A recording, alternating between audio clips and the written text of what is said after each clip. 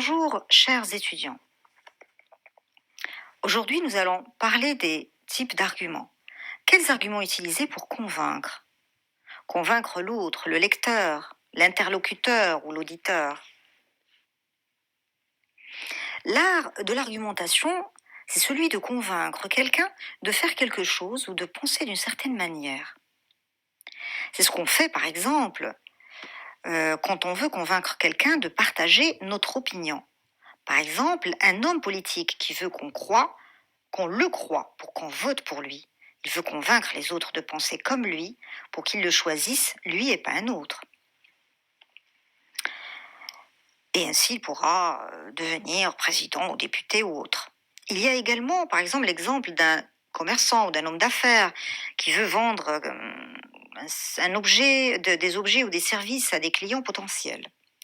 Donc celui qui veut convaincre les autres utilise un ensemble de techniques dont font partie les arguments. Alors les arguments, ils servent à quoi? Ils servent, comme on vient de le voir, à convaincre quelqu'un de penser d'une certaine manière ou de faire quelque chose, mais aussi à développer et à défendre une thèse. Qu'est-ce que c'est qu'une thèse?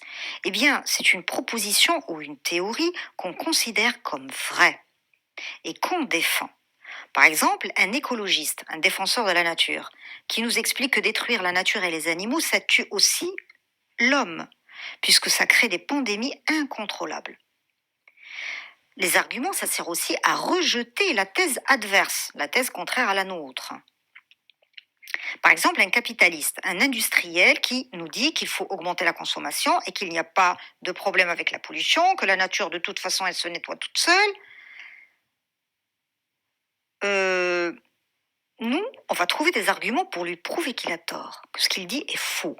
Le plus important n'est pas que l'économie soit la plus forte possible, car si on détruit la nature, il n'y aura plus ni économie, ni être humain sur Terre. Ça, c'est un argument pour rejeter une thèse adverse. Nous allons prendre par exemple, comme exemple de thèse à défendre, le fait que parler plusieurs langues est bénéfique à plusieurs égards, surtout pour trouver du travail. Ça, c'est notre thèse, c'est la proposition que nous allons défendre. Alors, quels sont les types d'arguments qui existent? Eh bien, il y a l'argument d'autorité, l'argument par la comparaison, l'analogie, et la comparaison, c'est la même chose. Le rapport de cause à effet, les avantages et les inconvénients, et l'utilisation des données scientifiques, historiques et numériques. Aussi l'argument par l'exemple. Il y en a beaucoup d'autres, mais nous allons voir ceux-là, car ce sont les principaux. Alors, l'argument d'autorité. L'argument d'autorité permet d'appuyer une thèse en se référant, en citant une personne qui a une influence dans un domaine donné. Par exemple, quand on parle d'un sujet qui aborde des questions scientifiques, eh bien, on ne va pas citer le voisin. On va faire parler un homme de science. Par exemple, on va citer Einstein. Eh bien, Einstein l'a dit, donc c'est vrai. Si on aborde un sujet politique, eh bien, on va citer un homme politique qui est connu, qui est reconnu dans ce domaine.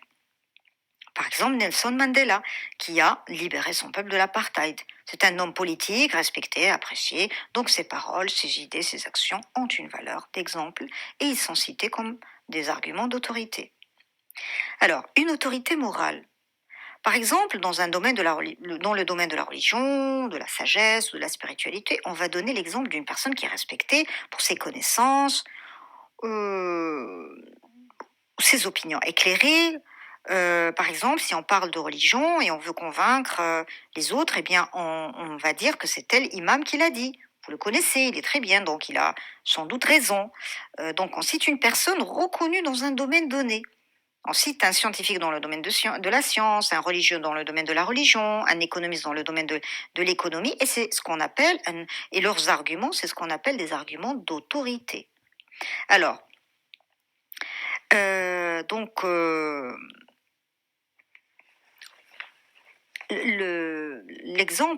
exemple d'argument d'autorité par rapport à notre idée défendue, c'est pour trouver du travail, il faut parler les langues étrangères.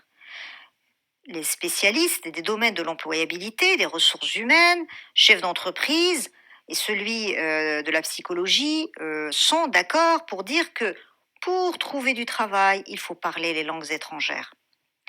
Donc, par exemple, un spécialiste des RH, c'est-à-dire des ressources humaines, du recrutement au Maroc, l'affirme, en plus du français, la maîtrise de l'anglais et de plus en plus de l'espagnol est désormais une exigence dans de nombreux domaines.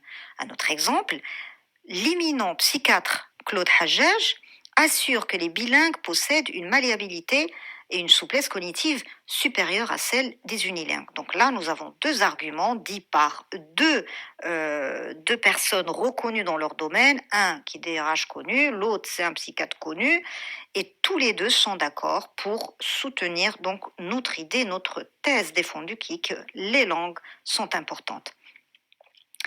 Claude Hajjaj parle des bilingues et des unilingues. Alors, les bilingues, ce sont ceux qui parlent bilingues, bi, c'est deux, ça veut dire deux, ils parlent deux langues. Les unilingues, un, qui parlent une seule langue. Donc, les spécialistes de l'emploi et les psychiatres affirment que ceux qui parlent plusieurs langues sont ils ont non seulement un cerveau qui est en quelque sorte plus souple, plus performant que celui des autres, mais en plus, ils trouvent plus facilement du travail. Argument par la comparaison, par l'analogie. Alors, comparer deux faits, deux situations, ça a une valeur explicative. Par exemple, à compétence égale, un profil maîtrisant une ou plusieurs langues étrangères sera privilégié par un recruteur. Par exemple, j'ai deux étudiants qui ont obtenu la même moyenne pour leur diplôme de master en sciences économiques.